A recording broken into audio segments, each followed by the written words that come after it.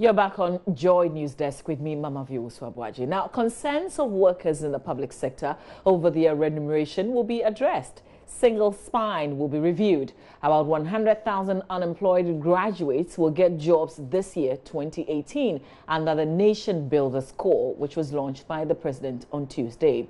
Now, take a listen. We'll come back and listen to a labor expert. Module qualification and recruitment processes and all the essential criteria, along with detailed information, are all available on the website of NABCO, from where initial applications will be received.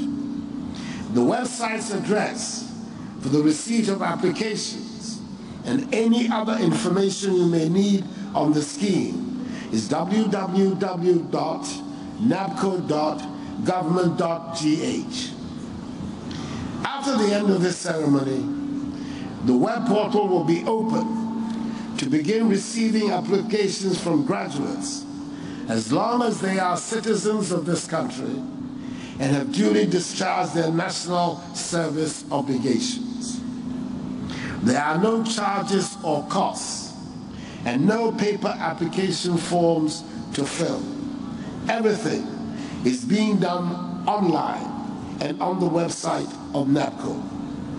This will optimize efficiency in the processing of applications, as well as afford the opportunity for checking with other available national databases to prevent fraud.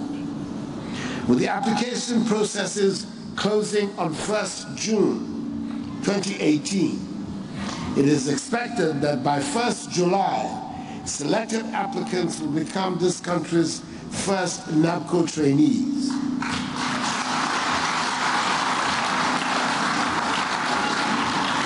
Who will receive training and will be deployed to commence their work by 1st August 2018.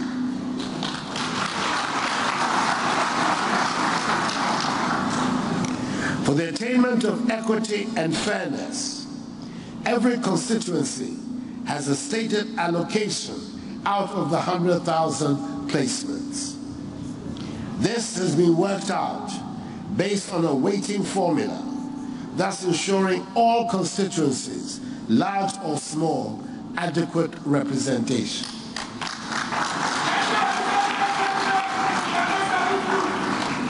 With the ultimate aim being to help guarantee employability of these graduates, placements would last for a period of 3 years, earning them a stipend of 700 Ghana cedis every month. This is a modest but important beginning towards the restoration of their dignity. Beneficiaries will also receive continuous skills training and retraining on the job, both to equip and guide their future career paths. The security offered by this graduate employment scheme implies that graduates have sufficient time to make prudent choices on their future entry onto the labor market, on potential interests of starting businesses and entrepreneurship, and even on definitive clarity on further learning options, guided by experiences and the benefit of exposure to the world of work.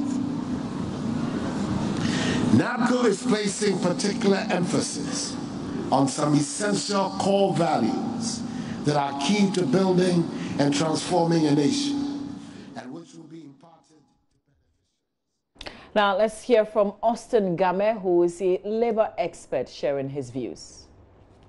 Some researchers have come out to say that by 2050, we will have a larger and a younger workforce in sub-Saharan Africa than possibly in China and in India.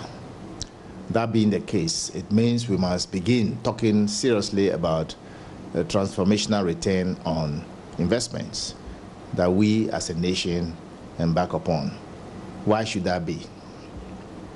If this is the case, and there is time on our side to be in this world, then we have to stop occupying our domestic assumptions that what we do, either as political parties, as governments, as a people, must change and give way for something that will benefit all of us. Because the world today is being driven by rapidly changing technologies. That is the order of the day. And therefore, if we cannot produce, qualitative products and in a competitive manner, it will be doomed to failure.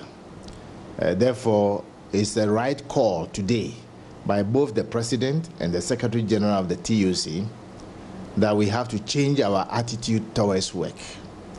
As a nation, we must be led by quality leadership to enable us diversify our production, make our exports of both things that we produce as well as services that we sell to other nations to be that of endemic quality. And Ghana must be associated with the word endemic. That means we are the only people in West Africa or Sub-Saharan Africa that will be associated with quality that is of no question. So when our produce go outside, we can easily sell them without any question.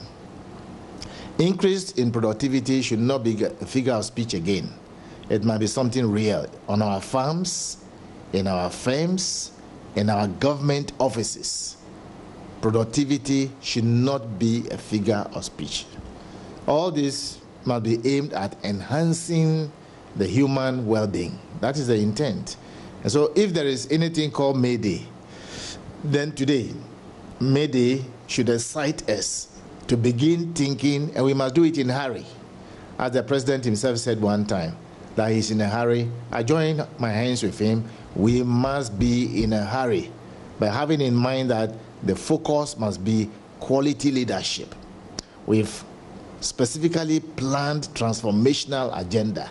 Otherwise, we cannot meet the sustainable economic growth and the goals that have been set up by the entire world, fortunately to which our own president is co-chairing. Therefore we must vigorously pursue this kind of economic growth agenda, not by mere rhetoric anymore. We must get to work.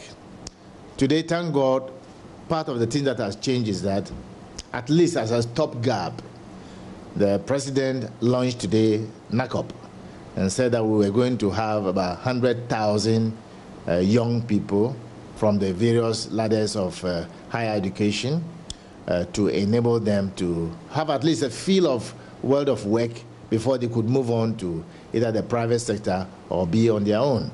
And I think that is worth commending. But he also stated that, and that should be a concern for all of us, that we must ensure that we pay people for what they contribute. Not a question of just appearing at the workplace and maybe loitering about and going away, but we must really work hard and do it intelligently. The TUC Secretary General made a very stunning statement that lackadaisical work attitude must give way. Lateness to work must give way. And also we must be productive. What really this sum total means is that we must pay people for what they are worth. So you don't just appear at the workplace and that's the end of it.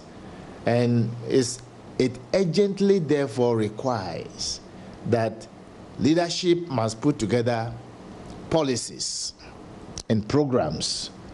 These policies and programs will have to be driven by all of us.